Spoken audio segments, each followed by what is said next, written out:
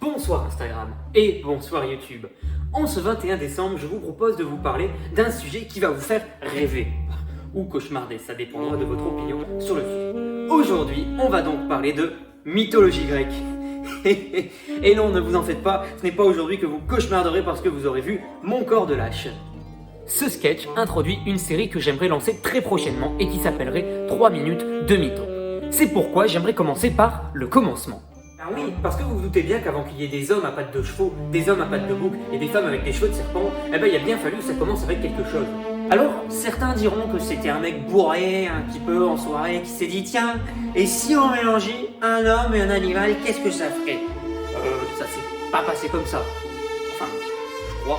Rappelons qu'à l'époque, les mythes étaient avant tout oraux. Ils n'ont été écrits que grâce aux poètes Hésiode et Homère.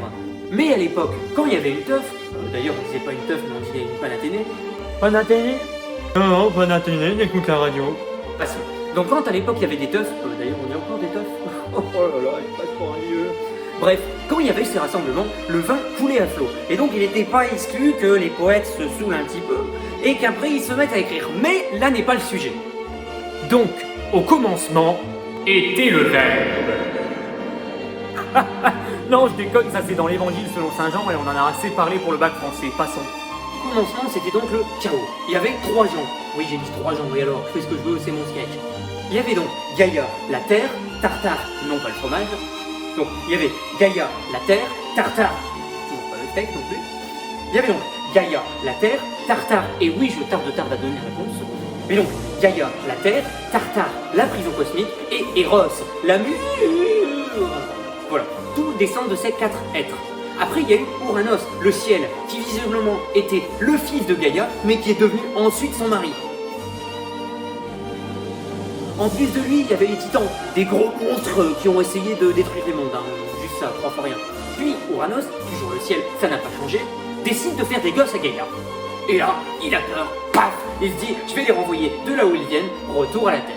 Et la madré, pas si terre à terre que ça, se met à comploter avec un de ses fils, le temps, Chronos, pour renverser son père. Ouranos, le ciel, ça n'a pas changé.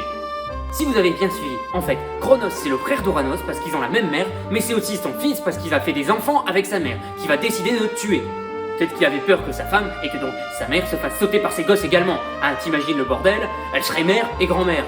Ah bah si t'y connais rien et qu'on t'en parle un jour, tu dois vraiment avoir l'impression d'être un dîner de con, sauf que le con, c'est toi. Alors un autre truc sympa, c'est que le complot pour faire tomber Ouranos, il consiste tout simplement à l'exciter.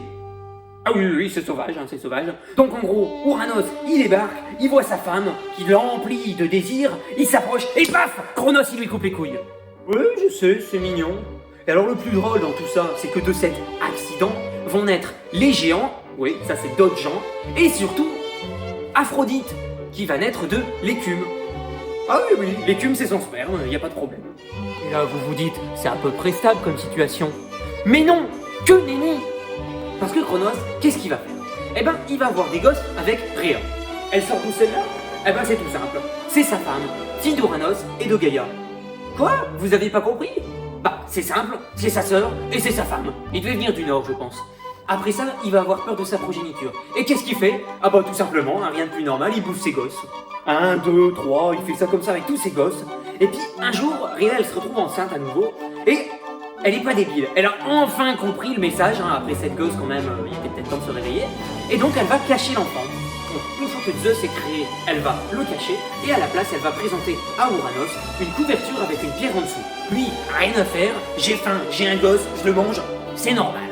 Très synthétiquement, Zeus grandit, il devient fort, il se soulève, et donc il oblige Chronos à cracher ses gosses un par un, et il l'envoie au Tartare. Pas le fromage, mais bien la prison. Et voilà, Zeus devient roi de l'Olympe, les dieux dominent le monde, fin de l'histoire. Oh, je déconne, ça c'est que le commencement. La suite, elle arrive dans le premier épisode de 3 minutes de mytho, si ça vous plaît. Et ça, c'est pas une connerie.